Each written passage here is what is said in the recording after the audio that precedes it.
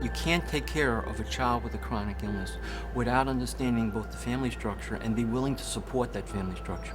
And that's an obligation for Circle of Life. So that palliative care, in some ways, is normalizing the life of a child with a chronic illness. To help children live as fully as they can for as long as they can.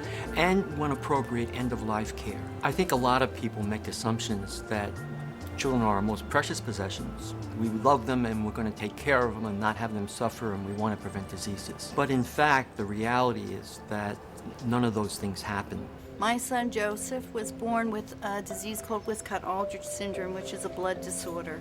Over the years that my son was in and out of hospitals, the biggest problem that we came across was pain management, to give him a better quality of each day, each moment, to keep him from feeling uncomfortable, afraid, out of control. Having to navigate through the experience of a loved one being ill is like running 150 miles an hour in one direction, never knowing what kind of wall you're going to hit, what kind of obstacle you're going to hit. There are organizations out there that I did call because the illness that he was born with encompassed a multitude of health problems. Upon calling the Cancer Society, they said to me, well, when your son goes through puberty and gets lymphatic cancer, call us. That's not the answer that a parent is looking for. You're trying to get someone to advocate for you, someone to navigate for you. And for a parent to feel hopeless and helpless, it's devastating. Circle of Life is the first organization that I have found in all the years that we have picked up the phone and called for help that helped every child, no matter what the illness is, no matter what the outcome. And in the end, he wished three things: to not be in pain, to be around those he loved, and to have me be the last person that he saw before he passed away. And sometimes it was push to shove with the hospital employees, but eventually his wishes were met. And that brought me comfort, tremendous comfort.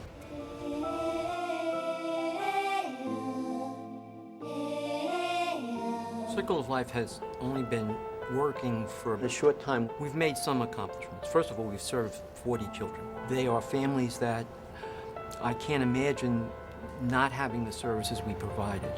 In 2004, Abiel's body collapsed and his immune system could not respond. He was hospitalized and the doctors, specialists, could not find the source of the problem. He was sent home with no hopes, and then I lost my job. And I have no medical insurance by then. Before Circle of Life came into his life, he was very sick.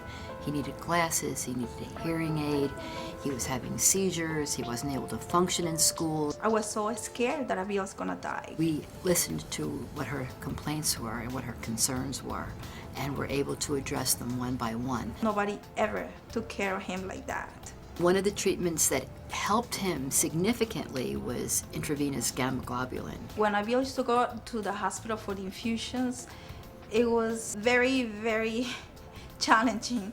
And he hated to get the IV started. It would take 5 or 6 nurses to hold him down. He ended up fearing that. But a new kind of treatment came along where it could be given subcutaneously. It's done once a week at home, and the mom does it. The infusion at home is a lot different. It brings me back to life.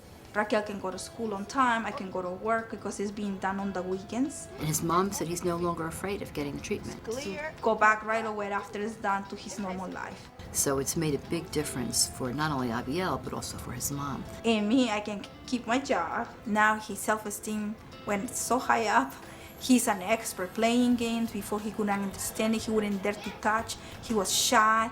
He wouldn't feel like he's no good. His behavior is better, and he's a much happier child. The Circle of Life is doing a lot for the families.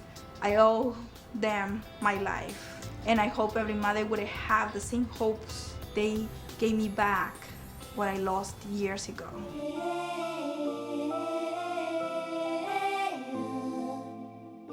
The goal of palliative care is to bring all of the players together, and educating the physicians and the nurses is a big part of what our mission is. Well, what happens is a parent will listen to what the doctors are saying. And what the doctors are saying is that your child is very sick. If we don't do this blood test, we don't do this surgical procedure, we don't start this medication, the child will die. Very infrequently, does that conversation also extend to say that your child is so desperately ill that even with these life-saving medicines or this surgery, the overall longevity improvement is not going to be there, and the baby's going to suffer a lot. Most doctors don't give the other side of the story. And Circle of Life is about giving the other side of the story so that families and parents and children can make some choices. When he was born prematurely at 1 pound, 5 ounces, I knew that basically he was going to be fighting for his life. He would kick his feet. Yeah. And he would move his hands and stuff, and move his arms back and forth. And squeeze your finger like Squeeze your finger. It appeared like he really knew who his parents were. Before I met the mother, the nurses said that she takes notes all the time. Mom has many notebooks filled with information.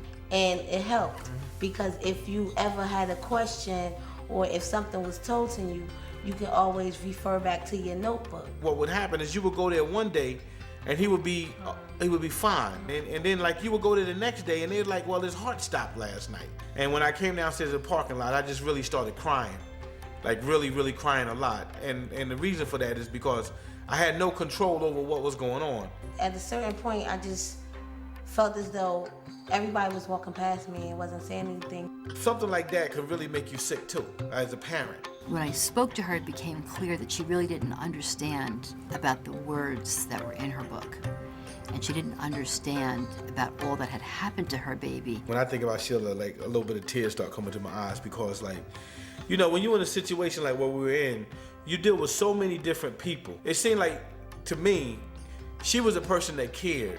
And I always say to parents, you won't understand this the first time you hear it. You won't understand it the second or the third time. It's not to do with your ability to understand, it's because you're under a lot of stress. It helped me out a lot too when she told us exactly what the situation was and when they got with the doctor and they set up a meeting. And if it's okay with you, I'll ask the doctor some questions I think need to be asked. And she said that was fine, and that's how we set that up. And I told the doctor ahead of time that I was going to do that. I was revealing a lot of the medical things that I had mentioned to them, and she was presenting those things the way she understood it. And when I asked Dr. Fofa about the baby's neurologic outcome, he told them very gently but very clearly that he had sustained significant brain injury. Like, it might be true words that you don't really want to hear, but it's the truth. And sometimes I want to hear the truth. And that it was very unlikely that he would ever be able to sit. He would clearly never stand. He would most likely never walk. And it was unlikely that he would be able to speak, or that he could see, or that he would ever realize that he was part of a family. And the parents, when they heard that, were dumbfounded. And I felt that I had mentioned this to them over and over and over before in various conversations. So, you know, one of the most eye-opening things for me was the disconnect between what I thought I was saying to them and how much they understood. And if it had not been for the Circle of Life and with Sheila being involved, the communication gap might not have been bridged. And we're not trying to direct the outcome of the meeting. We just want the parents to have enough information that they can make informed decisions. And I think an advocate for, you know, parents that have a sick child or whatever is good because some people might be shy. Without her, a lot of parents would be lost. And I also think that the job what Sheila's doing as an advocate, that's important for a doctor too. Even if it was a bad situation, she really did make us feel a lot better. Oh, the whole thing after Jihad had passed and everything, like we still remember her as far as trying to help us. That was, I believe, the best 9 months of my life. Just, you know, although it was sad, right? So, you know. So that's what happened. Adults can make a decision for themselves that they no longer want chemotherapy or they no longer want to continue dialysis. A parent has to decide for a child, and that's a very big burden that's placed on parents because parents are their child's protector. Their job in life, in every culture, is to protect their child. We picked Circle of Life because we felt that that name encompassed what we wanted to do from life to death. Even if you're fairly wealthy, it's hard to get those services. So we would love to have a center where we can hold group meetings for children. Place that circle of life can bring a family in, and the family could be there, embracing their child at the time of death or near death, without all the equipment and harassments that go on in an acute care hospital where unfortunately many children die. It's a big goal. It's not inexpensive, and I would like to finish my career in medicine knowing that I tried my best to do what I wanted to do when I went to medical school, and that is to take care of children and relieve suffering.